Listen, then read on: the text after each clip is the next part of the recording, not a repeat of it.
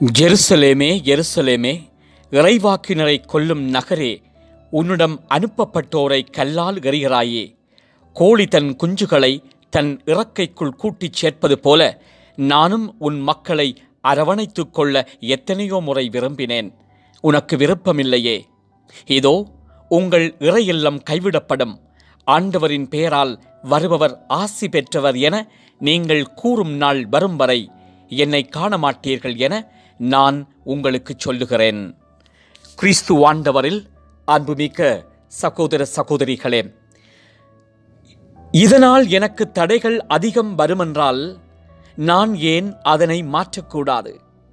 இங்கு வரும் தடைகள் பணியின் படிக்கற்கள் என்று இயேசு குறிப்பிடுகிறார். பலியாகப் போகும் இடம் இதுவே என்றாலும் தன் பணியை தூய ஆவியின் துணையோடு செயலாற்றுகிறார்.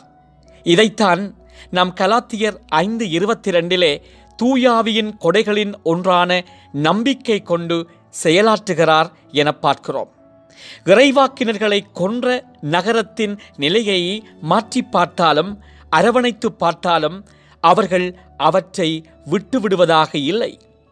எனவே தன் போராட்டத்தில் நம்பிக்கையை கேடயமாகவும் வார்த்தையை வாளாகவும் கொண்டார். தன் வாழ்வின் தடைகள் அனைத்தையும் வென்று வெற்றி கண்டார். இன்றைய வாழ்வு பலருக்கு எளிமையாகவும் பலருக்கு தீர்க்கப்படாத பிரச்சனையாகவும் இருக்கிறது. நீங்கள் எந்த வகை என்பதை சிந்தித்து பாருங்கள். இன்றைக்கு தடைகள் என்றவுடன் தளர்ந்து விடுகிறோம். எனவே தளர்ச்சியை இயேசுவின் மீது சுமத்தி அதன் மூலம் நம் வார்த்தைகளை வலிமை உள்ளதாக்கி அதனை கொண்டு பிறரின் வாழ்வில் நம்பிக்கையை கொடுப்போம். நேர்மையின் வழி நடப்போம். இதைத்தான் பவுலடியார் கலாத்தியருக்கு எழுதிய கடிதம் 3:10 நேர்மையுடையோர் தங்கள் நம்பிக்கையால் வாழ்வடைவர் என கூறுகிறார்.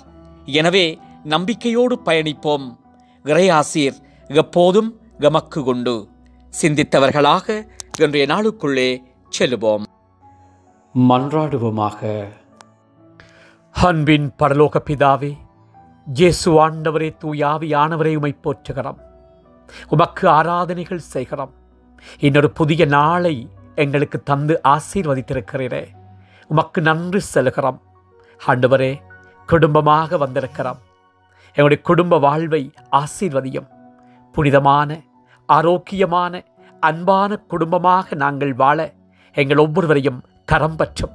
இன்றைய நாளிலே நாங்கள் செய்ய இருக்கிற வேலைகள், எடுக்கிற தீர்மானங்கள், மேற்கொள்கிற முயற்சிகள் அனைத்தும் வெற்றி பெறச் செய்தரலாம்.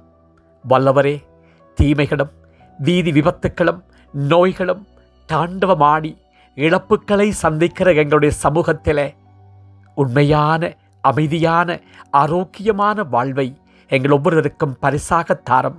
உம்மையே நம்பியிருக்கிறோம். எங்களை வழி நடத்தும் நல்ல தந்தையே. ஆமேன், ஆமேன்.